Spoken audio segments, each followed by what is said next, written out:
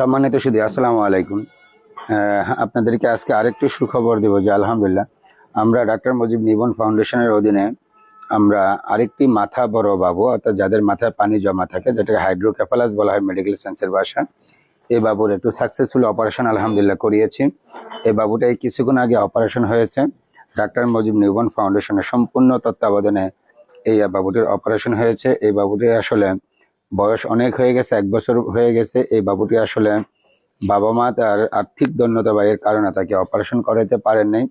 এই বাবুটির ওনারা আসলে যখন ডাক্তার মুজিব নিউবর্ন ফাউন্ডেশনের খবর পেয়েছিলেন, খবর পেয়ে ওনারা আমার সাথে যোগাযোগ করার পরে ওদের অবস্থা এবং কন্ডিশন আমরা জানতে পারি। জানার পরে ওকে আল্লাহর নামে ওকে অপারেশন করানোর আমরা সিদ্ধান্ত নেই। এই বাচ্চাটি বাংলাদেশ নবজাতক হাসপাতালে ভর্তি করা হয়। ভর্তির পরে তার ইনফেকশন ছিল, নিউমোনিয়া ছিল, ওর ফরসেপ ইনফেকশন ছিল, এগুলো কাভার করা হয়। কাভার করে ওকে আজকে অপারেশন করানো হয়। এই বাবুটি অপারেশনের পরে আলহামদুলিল্লাহ জ্ঞান ফিরে আসছে। এই বাবুটির জন্য আপনারা দোয়া করেন। এই বাবুটিকে যেন আল্লাহ একটু সুস্থ সবলভাবে বাঁচা রাখার সুযোগ দেন, কারণ এই বাবুটি আসলে বয়স বেশি হয়ে গিয়েছে, ওর ব্রেন ম্যাটার একেবারেই কমে গেছে, মাথা পানিতে পুরা অনেক ভর্তি। এই বাবুটার মাথার ওর ওএফসি, যেটা মাথার সাইজ বলা হয়, ওর সাইজ হয়ে গেছে প্রায় 65 সেন্টিমিটার। আসলে এই সময় ওর মাথার সাইজ থাকার কথা ছিল সব মিলে 46 থেকে 47 সেন্টিমিটার।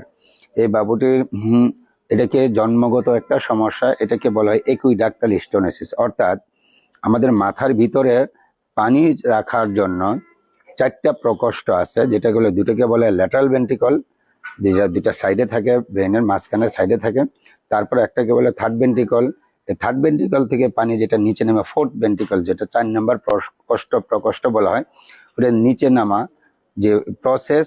তার এই যে থার্ড ভেন্ট্রিকল অর্থাৎ ল্যাটারাল ভেন্ট্রিকল থেকে থার্ড ভেন্ট্রিকলে যে তার আসার যে রাস্তা, ওই রাস্তাটা আসলে তার বন্ধ। অর্থাৎ থার্ড ভেন্ট্রিকল থেকে আর তার পানিগুলো নিচে নামতে পারেনি, অর্থাৎ ব্রেনের পানি যেটাকে সিএসএফ বলা হয়, নিচে নামতে পারে না। যে কারণে আসলে বাবুটার মাথা দিন দিন বড় হয়ে যায়। বাবুটা এখনো বসতে পারে না, বাবুটা এখন আসলে নিজে শোয়া থেকে উঠতে পারে না, কারণ একটাই, তার মাথার এই সাইজ।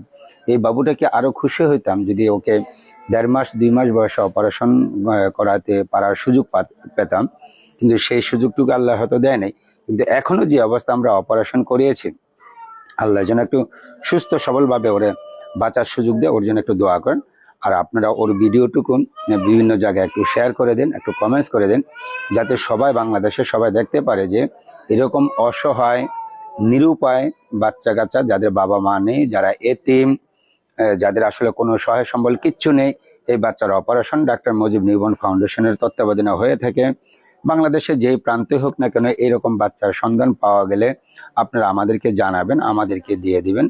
ডাক্তার মুজিব নিবন ফাউন্ডেশন তার তত্ত্বাবধানে নিয়ে অপারেশন করাবে। অপারেশন করার পরে আলহামদুলিল্লাহ বাবু সুস্থ সবল যেন থাকে, তার জন্য সবাই দোয়া করে দিবেন। আবারও বলছি যে আপনারা এই বাবু বা এইরকম কোনো বাবু বাংলাদেশে যে কোনো প্রান্তে পাওয়া গেলে আপনারা ডাক্তার মুজিব নিবন ফাউন্ডেশনকে খবর দিন।